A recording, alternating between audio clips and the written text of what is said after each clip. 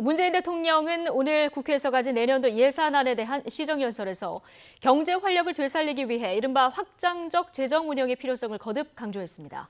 문 대통령은 또 공정에 대한 국민의 요구가 높다면서 책임감을 가지고 강력한 개혁을 추진하겠다고 밝혔습니다. 취재기자 연결합니다. 김영수 기자. 네, 청와대 춘추관입니다. 네, 오늘 문 대통령의 연설을 보면 좀 적극적인 재정 운영의 필요성에 상당 부분을 할애했죠. 네, 그렇습니다. 정부가 제출한 내년 예산안은 올해보다 9.3% 늘어난 513조 5천억 원으로 슈퍼 예산이라고 불릴 정도로 큰 규모입니다.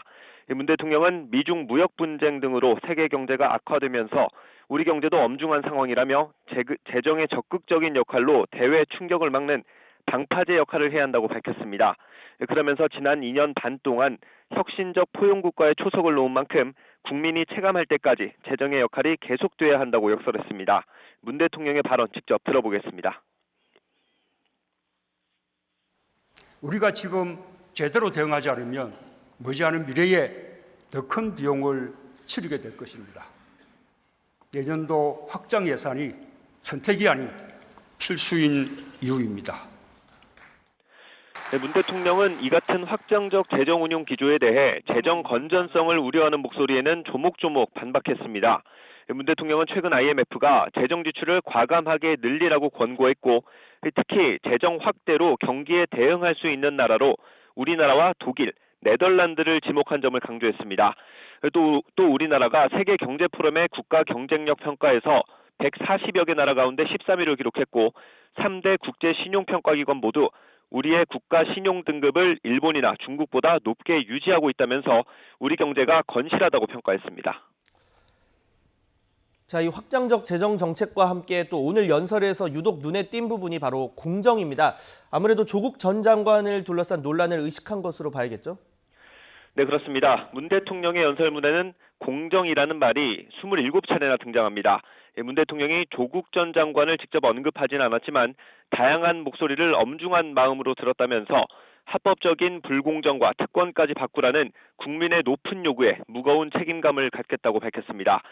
문 대통령은 공정사회를 향한 반부패 정책협의회를 중심으로 강력한 개혁을 추진하겠다며 경제와 사회, 교육, 문화 분야에서의 계획도 내놨는데요.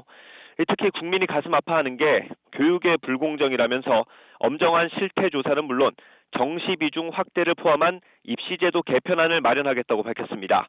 수차례 강조했던 검찰개혁에 대해서는 검찰이 국민을 위한 기관이라는 평가를 받을 수 있을 때까지 개혁을 멈추지 않겠다고 의지를 나타냈습니다.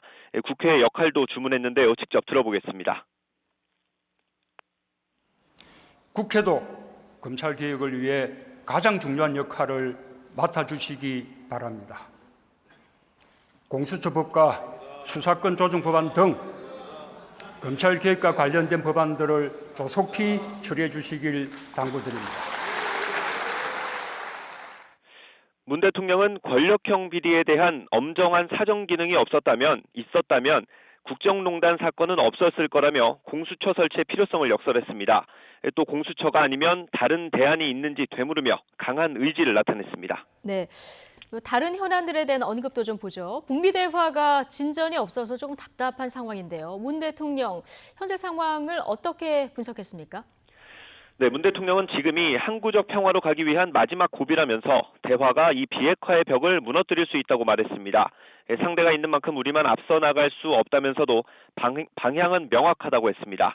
문 대통령은 50조 원 넘게 책정한 국방 예산을 언급하며 한반도 평화를 위한 대화와 협력에는 강한 안보가 반드시 뒷받침돼야 한다고 강조했습니다. 문 대통령은 한반도 평화와 경제 협력이 선순환하는 평화 경제 기반을 만드는 데 힘쓰겠다며 북한의 호응을 촉구하기도 했습니다.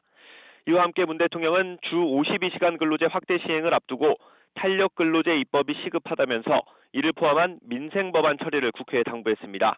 그러면서 국민 통합과 얽힌 국정의 실타래를 풀기 위해 여야정 국정 상설 협의체를 가동하고 여야 대표와의 회동도 활성화하자고 제안하며 협치의 손을 내밀었습니다. 지금까지 청와대에서 전해드렸습니다.